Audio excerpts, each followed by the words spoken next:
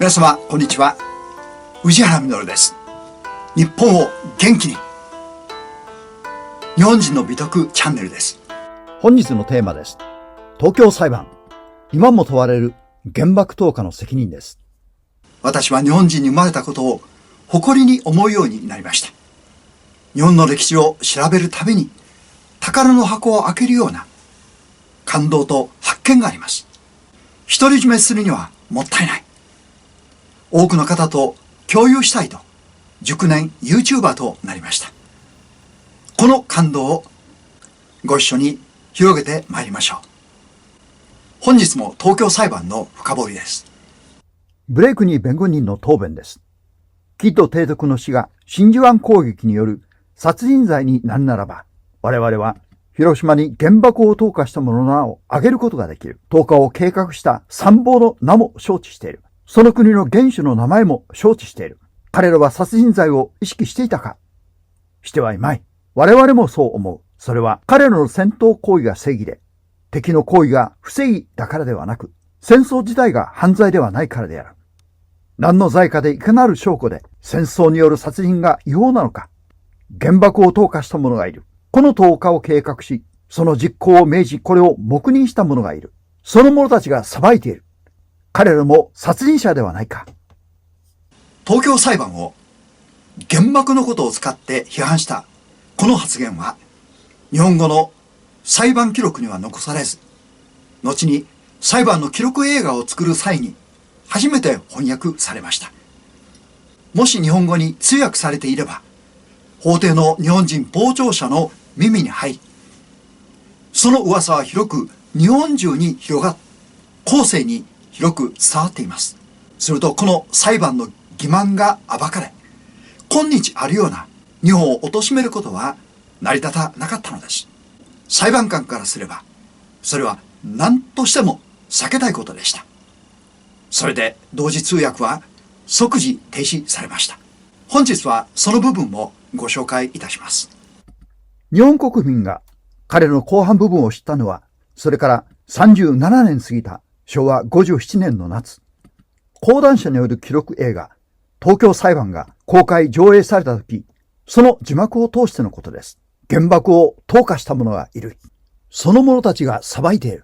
出典は講談社学術文庫です。日本人はどんな思いをしたことでしょう。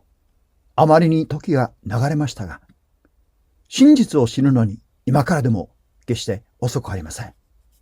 彼は翌年の3月3日にも再度原爆の問題を取り上げました。なんと勇気ある行動でしょうか。語ります。原子爆弾は明らかにハーグ陸戦条約第4項が禁止する兵器である。陸戦規定にある一定の種類の型の武器、毒ガス、細菌など非戦闘員にも損害を及ぼす武器の使用を禁ずるというものです。これに対しウェブ裁判長は否定できず苦しい答弁です。仮に原子爆弾の投下が戦争の犯罪であると仮定して、それが本件と何の関係があるか、力技でねじ伏せようとしたのです。なんということでしょうか。しかしブレイクには、日本側には報復の権利がある。国際法では敵が違法行為をすれば、これに対して報復の権利が生ずると主張したのです。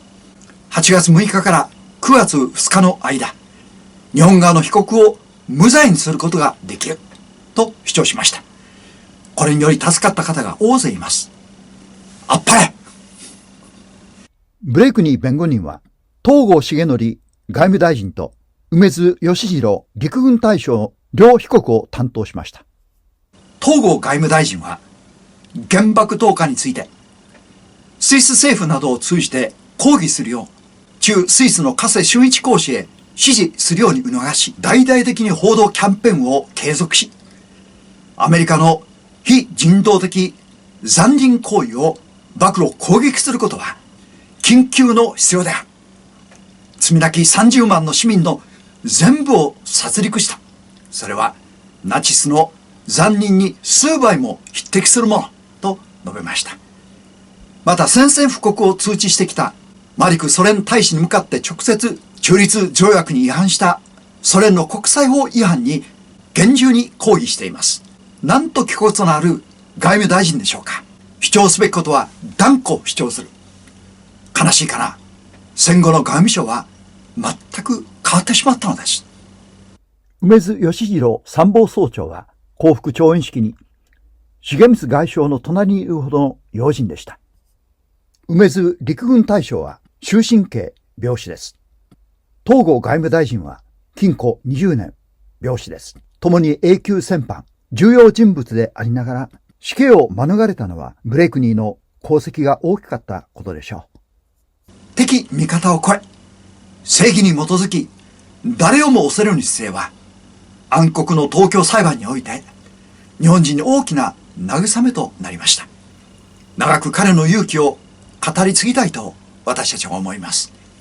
次回のテーマです。東京裁判。勝者の裁判ではなく、中立国が行うべし。私はもう一つの YouTube チャンネルを始めています。M&A でセカンドライフを楽しくです。チャンネル登録とベルマークを押していただければ自動で通知が送られます。本日は最後までご視聴いただき誠にありがとうございました。日本を元気に。